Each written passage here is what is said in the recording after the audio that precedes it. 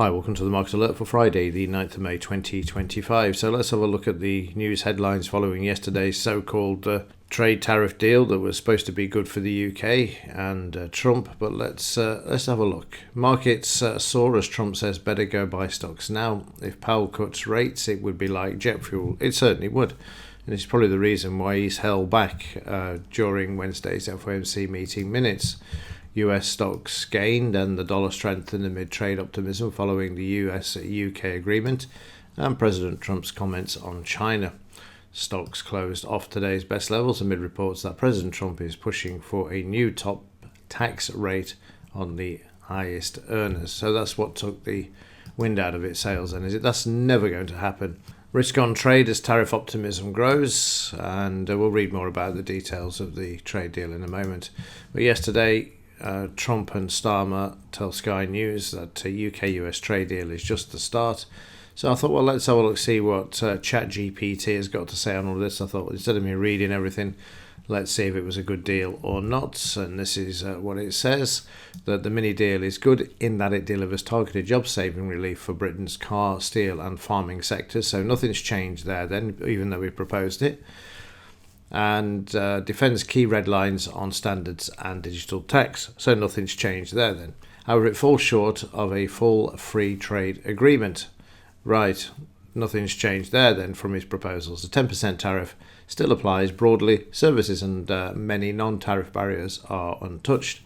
And future US policy moves could reopen disputes. In summary, it's a modest but necessary win. Not the comprehensive economy-wide boost some had hoped for, but a solid step in rebuilding UK and US trade ties. Well, that's about it then, isn't it? So, as I say, it's absolutely nothing. And I've said all along that all of these trade tariffs will end up the same way, apart from China, that will end up back where we started.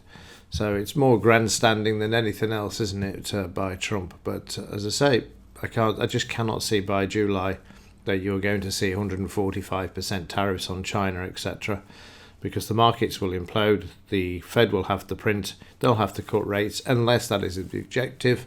As it says in the first one there, if Powell cuts rates, it would be like jet fuel. And he's been out saying, buy stocks, get in there, buy stocks. Is that just a ruse? Are they just running the market up and getting the public in to dump it on them? Who knows? But very, very... well, it's no surprise, let's put it that way. There's no surprise with this deal at all, and it'll be the same for the rest as well.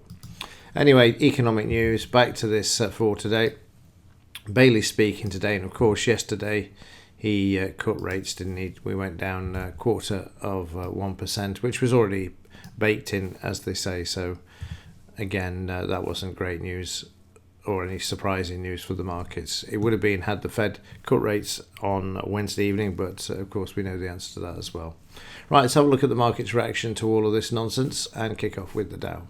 So in the Dow yesterday, the market moving higher, but coming off the high. You can see the close there, just a small tick to the right. And then overnight prices are moving higher once again. They're going to continue to move higher. There's no doubts about that. So before the release of the statement by Trump and then his news conference, but then the market didn't really like this. The market returned 89% and now is stuck on the DP and the close. So there is no doubt about the markets continuing to move higher. This is the same game book that we've seen since 2008. They'll reduce rates eventually. The market will move higher, and this time next year we'll probably be sitting at 50-odd thousand for the Dow. That's how it's working at the moment. It's utter nonsense, but that's how it's playing out. In the German DAX, we have a new all-time high, as mentioned yesterday, 23,481, and we're about to take this out as well. It'll probably be taken out in the pre-market session. You can see that we're just a stone's throw away. Expect another 100 points on the upside. Even with Trump's tariffs, you can see how they just turned the market around, moved it back up. We had a bit of a gap overnight. Markets filled that, so the high is in the gun sights for today. So in the S&P 500, similar, coming off the highs yesterday, but finding support overnight. The market's quite sideways at the moment, so it's probably trying to decide whether they can believe Trump or not. Market down to the 200 MA in the S&P 500 with the cash market opening, then up with the potential good news from Trump. Then it turns out to be its absolute tosh, and the market moving sideways overnight. And there you can see that the market back to that 200 MA. In the FT100, market sideways, red bar yesterday because the market closed below the 5-bar moving average. Still struggling with this 89% retracement from when the market moved lower there and coming back. So needs to take this out in order to get back to 8910, which will cheer Rachel from accounts no end, that will. And the FT100 down. We had a bit of a rally off the 200 MA. We then broke through it. Then we came back and headbutted it. And that's where we're at the moment. Still a bit of headbutting going on with that 200 moving average there.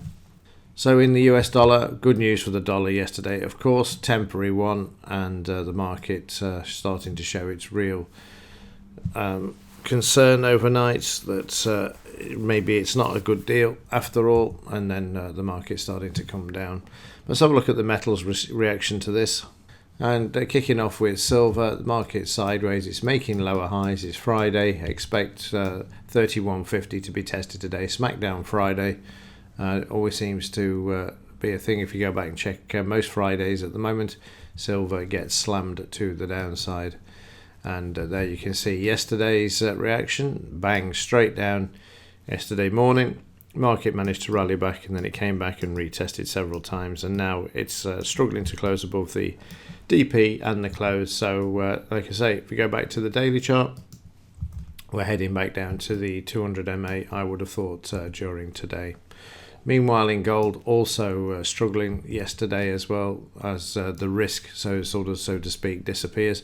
But it's still not having it. There's things coming down the line that the gold market believes is an issue. And of course, the debt is one of them. This is not going to solve anything to do with the debt with these trade tariffs at all. It's just, look over here while we still keep printing 1 trillion every 100 days to keep the government going. But like I say, it's a distraction. And then the 30-minute in gold, again, same thing. They dump the market down to the 200 MA, back up to the 50, back through this time. You can see the increase in volume. And then overnight, they've tested the lows, bought back in there for gold at this level.